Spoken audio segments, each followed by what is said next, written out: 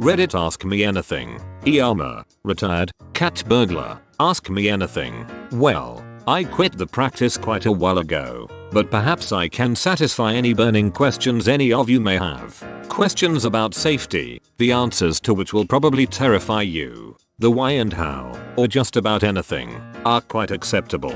Obviously, I'm using a throwaway for this. And yes, I'm using protection to hopefully keep myself safe. So please be a bit understanding if I happen to be responding slower than you'd like. And to answer what I know will be the single biggest question.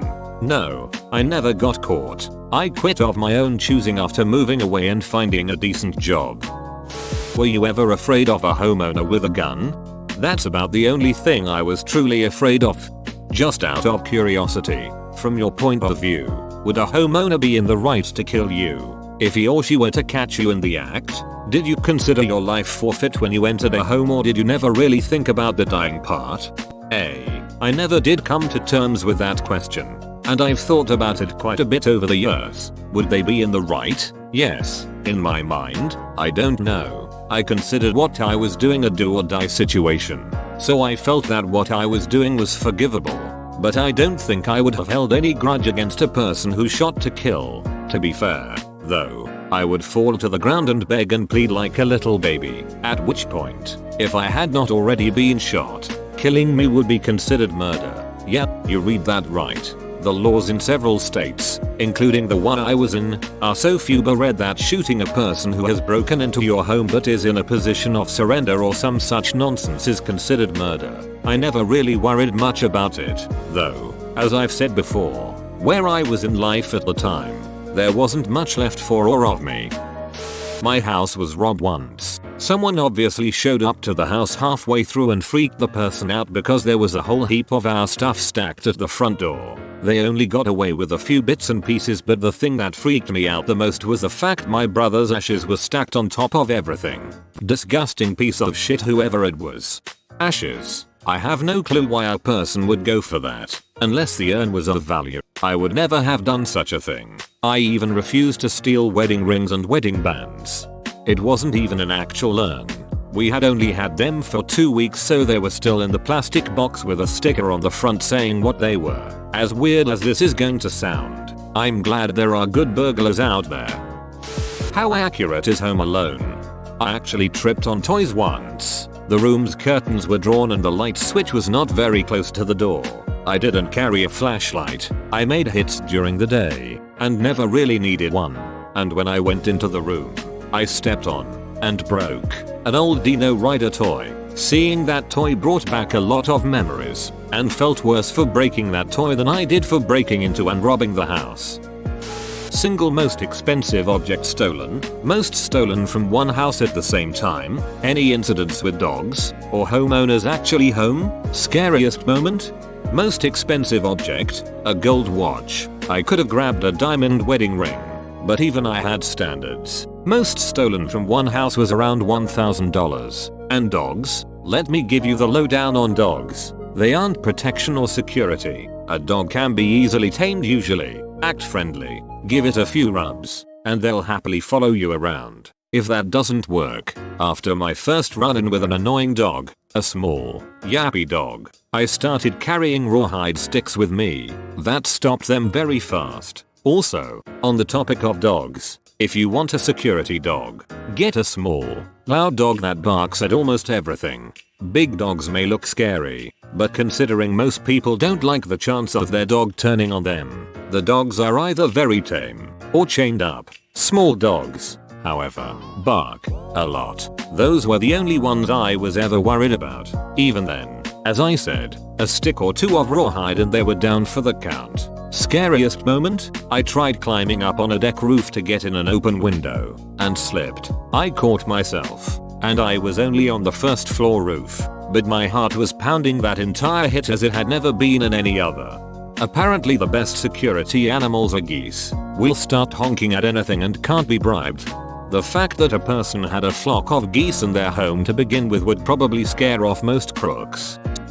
How close did you come to being caught in the act? Ever leave any incriminating evidence behind?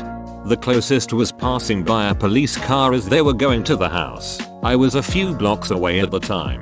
I was never really close to being caught, but the question of it was always there. I would usually be in and out in under 5 minutes. Evidence? No, none that I can think of. I was never caught, so I guess I didn't leave anything incriminating. If I did forget something. Burglaries don't tend to be solved. It's just not worth the police's time. Unless the homeowner catches you in the act, or the police just happen to see you climb through the window, then you're likely to get away with it. The house I live in with my boyfriend was broken into and most of our stuff stolen about a year ago, and it was seriously one of the most traumatic events of my life. We're college kids and lost pretty much everything we owned of any value. I still have trouble sleeping at night and have had to install alarms on everything. I just can't believe a human being could do that to another human. We're all in this thing together just trying to get by. No questions. Just wanted to beach. I'm glad you stopped though. Cheers to your new job, and hope that goes well and you never feel inclined to return to the lifestyle. I'm going to give you the best advice for home security you will ever get. Window laminate, alarms, dogs, all of that are either useless or reactionary. The only thing that ever really shut me down were laminated windows. A crook's biggest weapon is speed, and their biggest enemy is time. If somebody were to try to break into your home and ended up hitting a window that was laminated, they would, in almost every case, run off. It isn't even all that expensive, especially since you only need to laminate the first floor windows, and any windows on a first floor roof on a 2-story house, such as a porch or deck roof. Don't waste money on alarms or dogs. Spend it on good window laminate put in by professionals, and you will be much safer. Nice try, window laminate sales guy. So that's what his new job is. How easy was it for you to enter targeted houses? What were your techniques?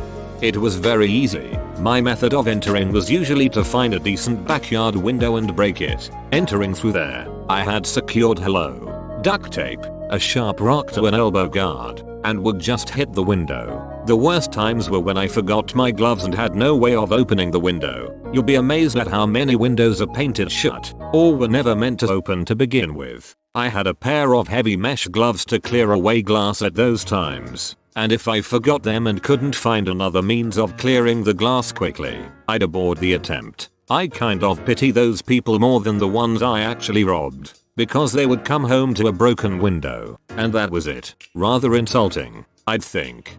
Furthermore, they'd spend the rest of their lives wondering just what it was you stole. How many times are we talking here where you forgot your gloves? Seems like gloves would be pretty high up the list of items you're gonna need to go out cat burglaring. Not many. Over the year and a half I was active, I think it only happened twice. Biggest haul or weirdest thing you saw stolen in a house? X.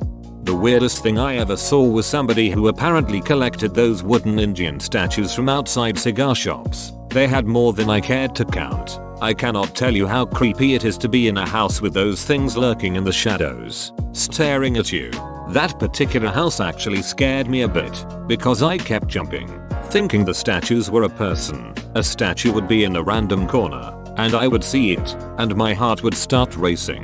My biggest haul? Probably around $1,000. I never went for electronics, just quick and easy pornables or cash. What's quick and easy pornables, and where did you look for cash?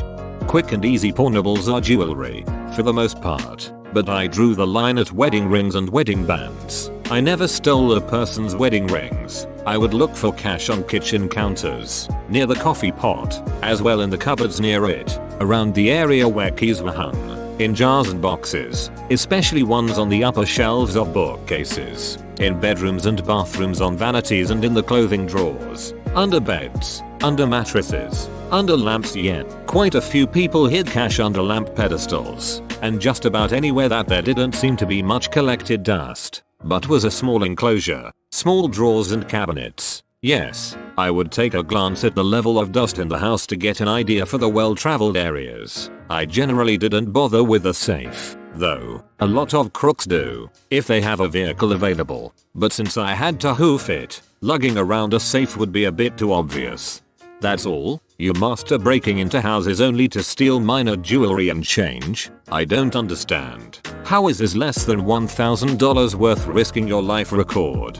He mentioned that prison was not a relatively great disincentive for him, as 3 meals a day and a place to sleep was more than he thought he would have been able to attain without stealing at that time.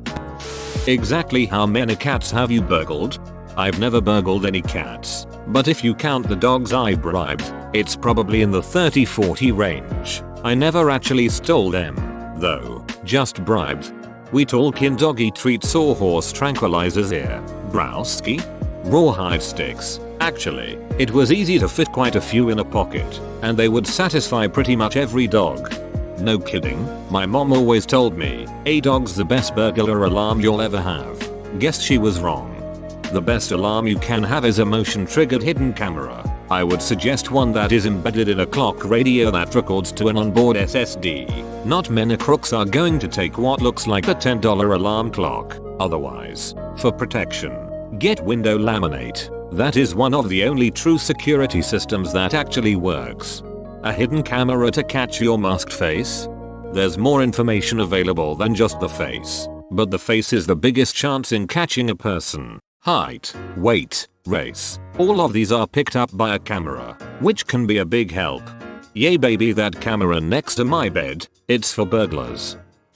Did you ever carry a weapon with you? Had you considered using it or threatening to use it when given the opportunity? Did you steal during the day-night? And did you study the houses and their occupants carefully to avoid confrontations?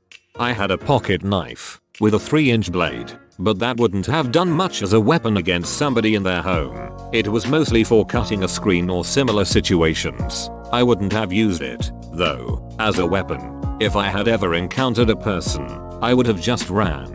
My hits were during the day, usually around 10 or 2. People were at work, and it was either before or after lunch. Night hits are only in movies, books and jailed thieves. People are home at night, and far too many people have guns. I never made a night hit and never wanted to. As for studying, not usually. I might make a pass and then come back an hour or 2 later. But I usually just kept my eye out for obvious signs of nobody at home. No cars, no movement, no flickering TV, computer, etc. The times I did do studies was usually when the houses were near parks, and I could watch for a bit longer without making people suspicious. Even then, though, I usually just watched the kitchen, if I could, for an hour or so. Were there things that you looked for that made you select a property? Also, how did you offload hot items? Did you have a fence, or random sales? How does that work? No cars in the drive or on the street. Plenty of windows on the garage to check for cars inside. Large windows on the front of the house, easy to see inside to case. No flickering TV, computer. No music. Signs of a decent person. Well manicured lawn, well tended flowers and a clean sidewalk and drive. It's 10 AM. You're probably at work, and an enclosed backyard. Seriously, the worst thing you can do, other than leaving everything wide open with signs announcing it, is having an enclosed backyard. I realize I edited my comment and probably didn't catch you in time, but would you fill me in on the offloading question? How did you offload hot items? Did you have a fence, or random sales? How does that work? Sorry for the ninja edit. I was trying to ask original questions. P. Offloading was usually to a pawn shop or in the paper. I would hold on to the physical items for a few weeks to a month before putting them out. Usually, I went for cash and, yes, I admit this, piggy banks. Generally, though, pawn shops exist that will buy your stuff without asking questions. I didn't always get the best prices for the stuff because of that. But when the choice is mediocre poor price and no questions or good price and questions, you try to avoid the latter. Were you ever nervous they would see your face and then later trace the items back to you? As in, they find items and somehow discover you on film later or some such from the shop? Were you often just a nervous wreck? I would be. I'd be sick constantly worrying that I was facing prison time every day I woke up. One more. What did you buy with the money? I always had a mask when I broke into the houses, so I wasn't afraid of being caught on home cameras. As for being traced and caught, I was never worried. I've mentioned that. At that point in my life, it was do or die. To me, spending time in prison would have been better than the life I was living. Prison gives you 3 hots and a cot, meaning 3 meals and a dry place to sleep. I was living in a slummish apartment at the time. Most of the money went to keeping myself alive. The rest I saved up until I could get out of that apartment and to a decent place where I was able to get an actual job. Honest question. I am armed. But if I encountered a thief, I would order them to stop and attempt to force their compliance. I'd react based on their actions from there. Escalation only when merited. Would you be likely to comply if you were startled by an armed owner screaming at you to comply? Or reject the risk of getting hit owner not caring about you, firing, and just run instead? For effect if it matters, it's an M4. Not sure if you would even care. If they had a gun, I'd do exactly as they said. If it was a melee weapon, and they were not blocking the exit, I'd try to escape. Any type of firearm would turn me into a blubbering wreck, though. But do not think this answer goes for everybody. Plenty of crooks will try to escape or defend themselves. If you catch a person breaking into your home, and you have a gun, shoot twice to kill. Do not attempt to apprehend them or stop them if you do not intend to kill them. If you want to do that, just hide and call the police. If you are going to confront somebody who has broken into your home, you do so with only one conviction. One of us is leaving this house dead. Any other reaction to a confrontation is a fool's gambit. Whoa, you made it to the end? You're a ducking beast. Thanks for watching, mate. Make sure to smash that like button and subscribe for more high quality content.